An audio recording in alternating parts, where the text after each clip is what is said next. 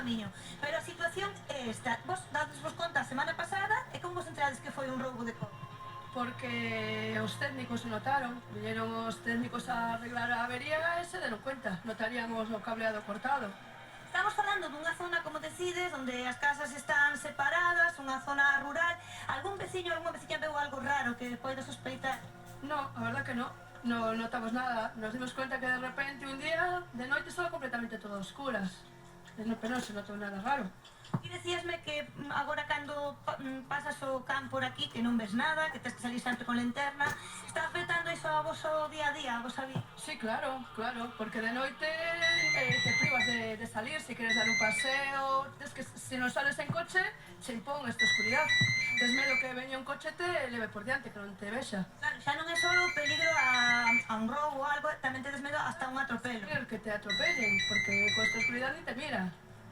Que vives tercermundista, todo oscuras. É deprimente. Además é unha zona onde hai moita xente maior. Sí, hai bastante, claro. E xa de noite xa temos a senda verde de cerca e de noite nin podes pasear.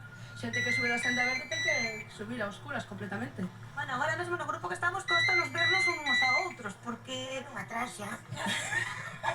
É difícil transitar. Bueno, agora volvedes a ver a situación tal cual é, porque agora estamos sin antorcha e que non se ve absolutamente nada. Así levades 2 semanas, sabedes a día de hoxe... Sí, bueno, 2 semanas ainda non fai. Faría 2 semanas a semana que entra. Así todos os días. Co cambio este de horario que anoitece enseguida, pois non vexas. De noite completamente todo o tempo. Pois vedes cal é a situación de total oscuridade.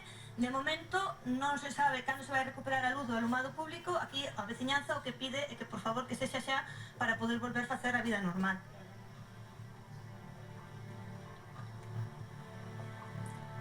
Pois vaya problemón teñen aí